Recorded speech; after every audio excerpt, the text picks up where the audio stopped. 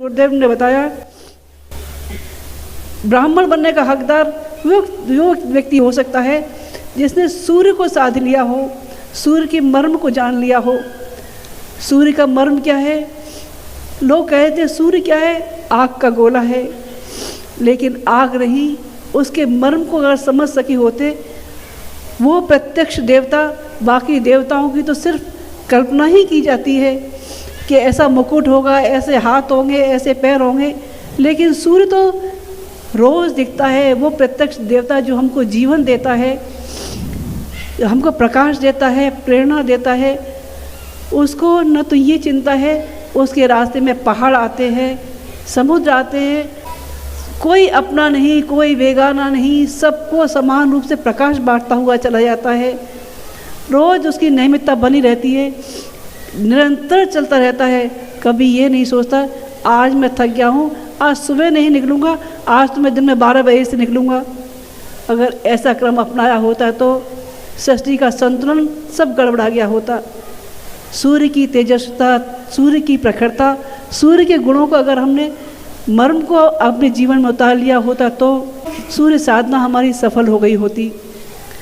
अगला चरण गुरुदेव बताते रहे, ब्राह्मण बनने का हकदार वो हो सकता है जिसने यज्ञोपवीत धारण कर रखा हो। यज्ञोपवीत क्या? यज्ञोपवीत में 3 ग्रंथियाँ होती हैं और 9 धागे होते हैं जो हमारे लिए 9 गुणों के पर्यायवाची होते हैं। अगर इन गुणों को धारण कर ले तब धागे की माला किसी ने पहन ली तो, नहीं पहन ली तो इससे कोई मतलब बनता है? इससे कोई मतलब नहीं बनता। लेकिन मतलब जितना है वो उसके मर्म को जानने का है। उसके 9 गुणों में से अगर 9 गुण कोई धारण कर लेता है तो वो शाप और वरदान देने का हकदार हो जाता है और उसके मुंह से निकली हुई हर बात सत्य होती हुई चली जाती है। उसका यज्ञोपवीत का एक गुण सत्य राजा हरिश्चंद्र ने अपने जीवन में धारण किया था। राजा हरिश्चंद्र हो गए थे। अहिंसा का गुण धारण किया था महात्मा गांधी ने, तो सारी ब्रिटिश हुकूमत से लड़ पड़े थे और देश को आज़ाद करा लिया था। अगला गुण, अगला मर्म, अगला चरण गुरुदेव बताते रहे शिखा का। शिखा क्या है?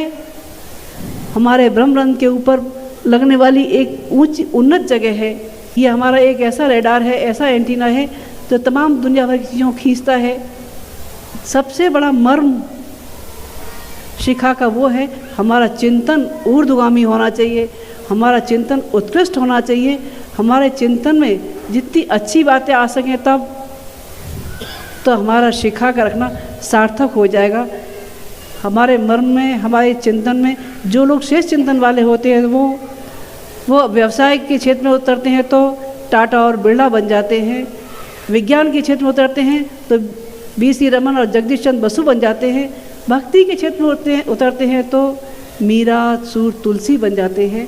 ये श्रेष्ठ चिंतन जिस किसी को मिल जाता है वो निहाल हो जाता है।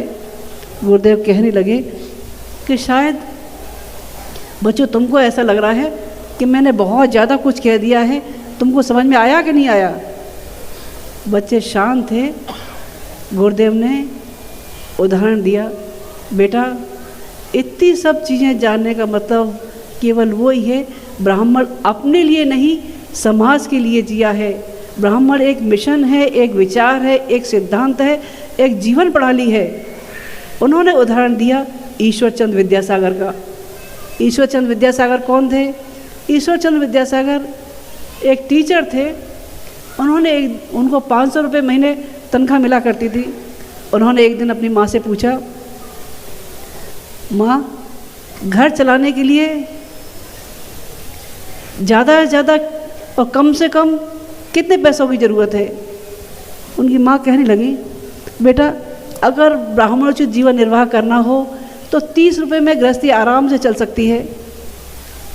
ईश्वरचंद्र विद्यासागर को समझ में आ गई। उन्होंने 30 रुपये माँ के हाथ पे रखे और शेष 470 रुपये उन गरीब बच्चों के लिए जिनका दुनिया में कोई नहीं था, जिनका आर्थिक पक्ष बहुत कमज़ोर था, उनकी पढ़ाई के लिए वो सारे उन्होंने डिपॉजिट कर दिए। ईश्वरचंद्र विद्यासागर की ही जीवन की एक घटना और है। वो एक दिन सड़क पर से जा रहे थे। एक नौजवान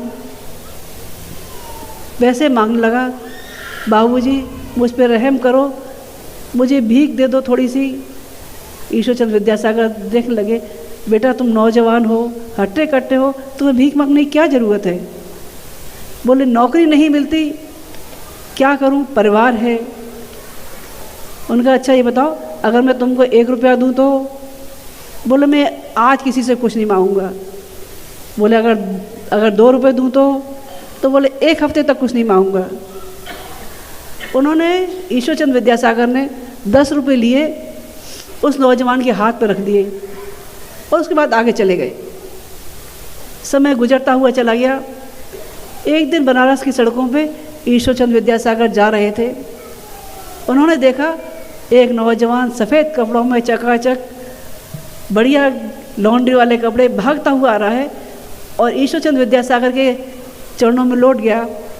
कहने लगा, बाबूजी आपकी दुकान सामने है, आप वहाँ चरण रख के निहाल कर दें। ईश्वरचंद्र विद्यासागर सोचने लगे, मेरी कोई दुकान नहीं, मैंने कभी टीचर के अलावा और कोई काम किया नहीं, मैं इसको जानता नहीं ये कौन है। फिर भी उनका शिष्टाचार के नाते कह रहा है बालक तो चलते हैं। दुकान पे गए, दुकान के आगे बोर्ड लगा था। क्या था भाइयों? उस पे लिखा था ईश्वरचंद्र विद्यासागर एंड सन्स। उनके आश्चर्य का ठिकाना नहीं रहा, न मेरी कोई दुकान है, न मेरे कोई बच्चे हैं, ये क्या माजरा है।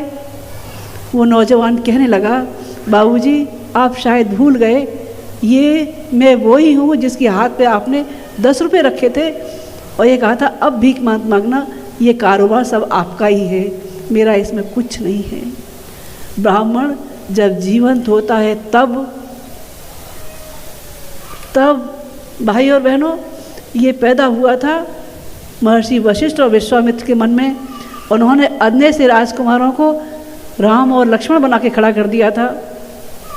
ब्राह्मण पैदा हुआ था ऋषि संदीपनी के मन में, तो उन्होंने अदने से ग्वाले को कर्मयोगी भगवान कृष्ण बना के खड़ा कर दिया था।